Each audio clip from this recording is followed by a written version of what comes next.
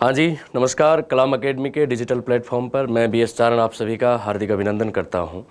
RS prelims paper को लेकर के जो कलाम एकेडमी परिवार की तरफ से एक जो शानदार रणनीति चलाई जा रही है, उसी क्रम में राजस्थान कला संस्कृति का एक महत्वपूर्ण टॉपिक जो राजस्थान के मेले और त्यौहार बहुत महत्वपूर्ण टॉपिक है, उसी मेले और त्यौहार टॉपिक पे आज हम चर्चा करने वाले। राजस्थान के कौन कौन से प्रमुख मेले हैं, राजस्थान में कौन कौन से धार्मिक मेले, कौन कौन से पशु मेले, इन मेलों से संबंधित कई बार क्वेश्चन पूछा ही जाता है। तो जो जो प्रमुख मेले हैं उस पर आज हम चर्चा करने वाले। आज की क्लास जो राजस्थान के प्रमुख मेले इस टॉपिक पर रहने वाली है। एक शानदार मोटिवेशन के साथ में आज की क्लास को प्रारंभ करेंगे। हरिवंश राय बच्चन साहब की कविता अक्सर आप सबने सुनी होगी कि असफलता एक चुनौती है, इसे स्वीकार करिए। असफलता एक चुनौती है, इसे स्वीकार करो, क्या कमी रह गई देखो और सुधार करो। ये उन तमाम विद्यार्थियों के लिए जो विगत वर्षों में किसी न किसी भर्ती में थोड़े बहुत अंतराल से रह गए हैं, उन तमाम विद्यार्थियों के लिए ये लाइन है कि असफलता एक चुनौती है, इसे स्वीकार करो, क्या कमी रह गई देखो और सुधार करो। जब तक सफल न हो जाओ नींद चैन को त्यागो तुम, संघर्ष का मैदान छोड़कर यूं कभी ना भागो तुम। कुछ किए बिना ही जय जयकार नहीं होती और कोशिश करने वालों की कभी हार नहीं होती। लहरों से डरकर नौका पार नहीं होती और कोशिश करने वालों की कभी हार नहीं होती। तो आइए आज की सेशन को प्रारंभ करते हैं। पहला प्रश्न अपने सामने है, चैत्र शुक्ल 13 से बैसाख कृष्ण एकम तक प्रतिपदा तक महावीर जी का मेला कहाँ भरा जाता है? महावीर जी जैन धर्म के 24वें तीर्थंकर महावीर स्वामी की बात यहाँ पे की जा रही है। महावीर जी का मेला कहाँ भरा जाता है? करौली, प्रतापगढ़, उदयपुर या भीलवाड़ा? तो महावीर जी का जो ऐतिहासिक मंदिर है वो करौली के चांदन गांव में है। महावीर जी का ऐतिहासिक मंदिर चांदन गांव, हिंडौन सिटी, जिला करौली, यहाँ महावीर जी का ऐतिहासिक मंदिर है। जैन धर्म के 24वें तीर्थंकर महावीर स्वामी का यहाँ पे ऐतिहासिक मंदिर है। बहुत पौराणिक महत्व इस मंदिर का है। यहाँ जो मेला लगता है इस मेले को लक्खी मेला कहते हैं। लक्खी मेला करौली में कैला मैया का और महावीर जी के, ये दोनों ही मेले जो है इनको लक्खी मेले, जिन मेलों में लाखों भक्त जाए वो सब लक्खी मेले हैं अपने। तो ये मेला जो है वो लक्खी मेला माना जाता है। यहाँ इस मंदिर के पास में एक नदी है, गंभीर नदी। मंदिर से गंभीर नदी तक महावीर जी की सवारी निकाली जाती है, एक यात्रा निकाली जाती है रथ यात्रा की भांति। तो मंदिर से लेकर गंभीर नदी के तट तक ये यात्रा निकाली जाती है। मीणा जनजाति के लोग गीत गाते हुए इस यात्रा को चलाते हैं। मीणा जनजाति और गुजर जाति दोनों में ही इनकी मान्यता है। तो महावीर जी का जो ऐतिहासिक मेला भरता है वो करौली में भरा जाता है। राजस्थान में सीतामढ़ी का मेला किस कस्बे के निकट आयोजित होता है? बड़ा लोकप्रिय मेला है भाई, RPSC के सारे पेपरों में ये प्रश्न पूछा हुआ है। सीतामढ़ी मेला, सीतामढ़ी मेला आपको ध्यान रखना है 12 में लगता है। जिला आपको ध्यान रखना है कौन सा है? 12। अब स्थान पूछा हुआ है कि 12 में कौन से स्थान, नोखा, तिलवाड़ा, केलवाड़ा या कोलायत? तो अपने जानते हैं कि भाई ये तीनों स्थान, नोखा, तिलवाड़ा, कोलायत, ये 12 में नहीं है। तो एक नाम बच गया आपके, केलवाड़ा। केलवाड़ा के निकट ये सीतामढ़ी का मेला भरा जाता है। ये सहरिया जनजाति का प्रमुख मेला है। सहरिया जनजाति का प्रमुख मेला है। सीतामढ़ी का जो मेला है ये सहरिया जनजाति का मुख्य मेला है। हाड़ौती आंचल का मुख्य मेला माना जाता है। हाड़ौती आंचल का सबसे बड़ा मेला है। इसको सहरिया जनजाति का कुंभ कहा जाता है। तो केलवाड़ा के पास में सीतामढ़ी मेला भरा जाता है। फूटा देवल मेला कहाँ आयोजित होता है? फूटा देवल एक स्मारक है और यहाँ पे एक मेला लगता है, धार्मिक मेला है। ये कहाँ है? तो उदयपुर, सिरोही, राजसमंद या डूंगरपुर। फूटा देवल नाम का स्मारक जो है वो कुंभलगढ़ के पास में, कुंभलगढ़। वैसे राजसमंद और पाली इन दोनों जिलों का ही मुख्य आकर्षण है ये मेला। परशुराम महादेव मेला के नाम से भी ये जाना जाता है, आपको ध्यान रखना है। फूटा देवल जो स्मारक विकसित किया जा रहा है वो कुंभलगढ़ के पास में किया जा रहा है। इसको राजस्थान पर्यटन विभाग, टूरिस्ट विभाग जो है, फूटा देवल को एक तरह से पर्यटन हब के रूप में विकसित किया जा रहा है। तो फूटा देवल मेला जो है ये श्रावण में लगता है और कुंभलगढ़ में लगता है, राजसमंद में, आपको ध्यान रखना है। तेजादशमी, वीर तेजाजी का मेला लगता है। तेजादशमी कब आती है? तेजाजी महाराज जो अपने गौरक्षक देवता है, राजस्थानी कल्चर में तेजाजी के लिए कहा जाता है कि मोती समोन उजलार, चंदन समोन काठ, तेजा समोन देवता जो पल में कर दे ठाठ। तेजाजी एक पल में ठाठ करने वाले देवता है। वीर तेजाजी का जो मेला लगता है खरनाल में, या वीर तेजाजी का जो पशु मेला लगता है परबसर में, ये सारी चीज़ें एग्जाम में पूछी जाती है। प्रश्न ये पूछा गया कि तेजादशमी कब आती है? श्रावण शुक्ल दशमी को, आश्विन शुक्ल दशमी को, या भाद्रपद शुक्ल दशमी को, या कार्तिक कृष्ण दशमी?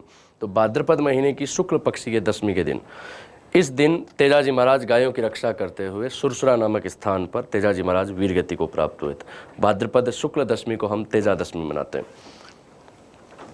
राजस्थान के रूणीचा के मेले की वह विशेषता जो सुखी समाज के लिए आवश्यक है, सुखी समाज के लिए आवश्यक है, सत्य बोलना, सांप्रदायिक सद्भाव, स्वच्छता से रहना, यह निरंतर ईश्वर स्मरण।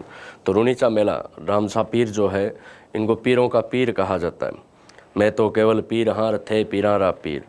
रामदेव जी के मंदिर में, रामदेव जी के मेले में जितनी आस्था के साथ हिंदू जाते हैं, उतनी आस्था के साथ में, उतनी विश्वास के साथ में, उतनी मान्यता के साथ में मुसलमान भी जाते हैं। ये मेला जो है वो सांप्रदायिक सद्भावना का प्रतीक है, हिंदू मुस्लिम एकता का प्रतीक है। तो इस मेले का मुख्य जो आकर्षण है वो सांप्रदायिक सद्भावना है। बी ऑप्शन इसका सही जवाब होगा। सुमेलित कीजिए, एक तरफ 3-4 मेलों के नाम है और एक तरफ उनकी तिथियां दी हुई है। देवनारायण जी का मेला अपने जानते हैं कि भाद्रपद महीने में शुक्ल पक्ष की सप्तमी को लगता है। रामदेव जी का मेला भाद्रपद शुक्ल द्वितीया, भाद्रपद शुक्ल नवमी या भाद्रपद शुक्ल दशमी। तो रामदेव जी का मेला बाबेरी बीज, भाद्रपद शुक्ल द्वितीया। इस दिन बाबा रामसा पीर का अवतार हुआ था। रामदेव जी के अवतार के लिए साक्षात भगवान ये कहते हैं कि भादोड़ारी दूज रोज चंदो करे प्रकाश, मैं रामदेव बन आवस्यूं तो राखीजिए विश्वास। ये अजमाल जी को कहा गया था।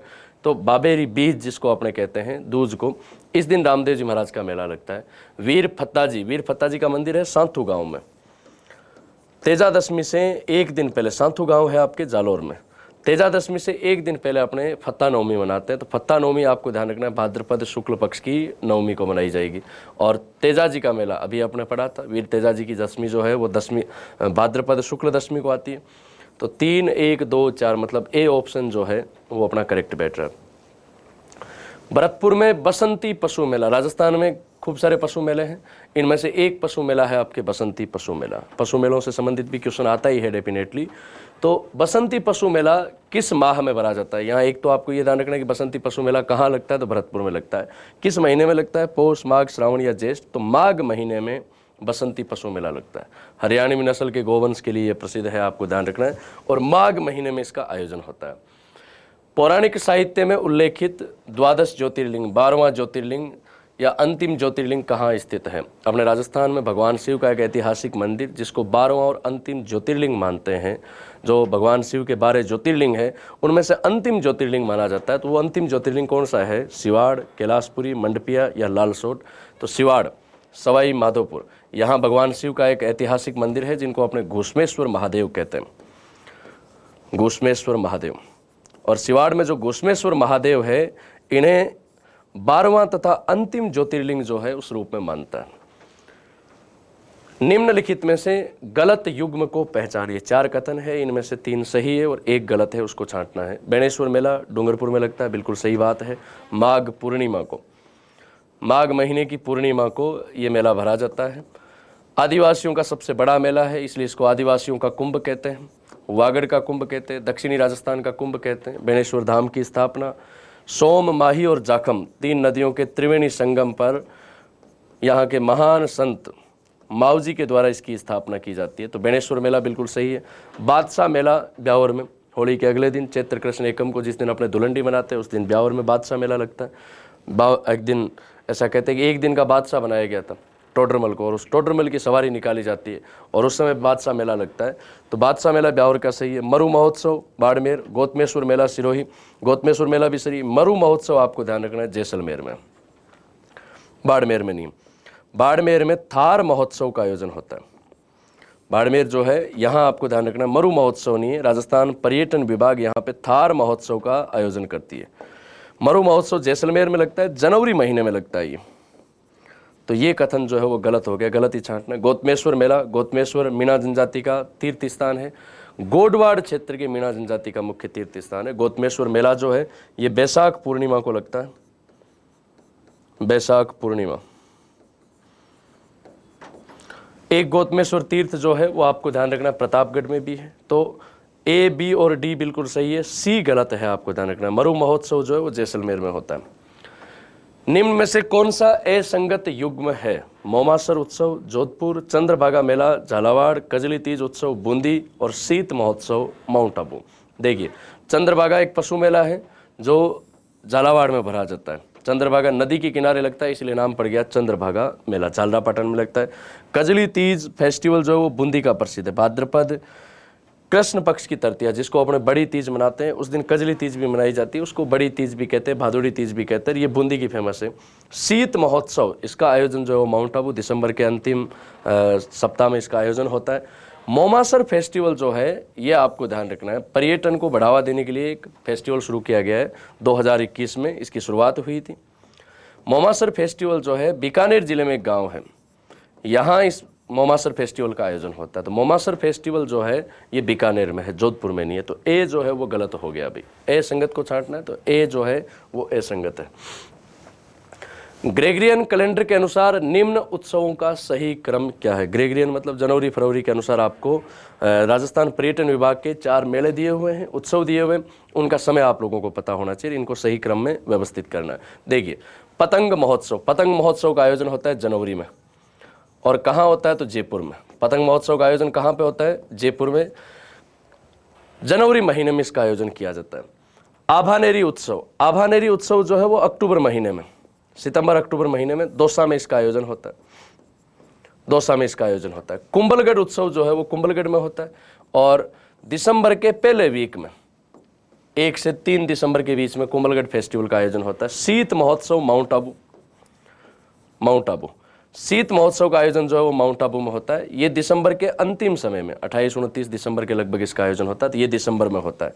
तो क्रम के हिसाब से देखेंगे तो पहले जनवरी में मतलब पतंग महोत्सव का आयोजन होगा, फिर आभानेरी फेस्टिवल दौसा का आयोजन होगा, फिर इन दोनों का आयोजन दिसंबर में होता है। पर कुंभलगढ़ फेस्टिवल जो है वो दिसंबर के पहले वीक में होता है, और शीत महोत्सव जो है ये दिसंबर के लास्ट वीक में होता है। तो पहले कुंभलगढ़ महोत्सव आएगा, और फिर आपको ध्यान रखना है शीत महोत्सव। 1, 2, 3, 4 मतलब ए ऑप्शन जो है वो अपना क्या है? सही है, सत्य है।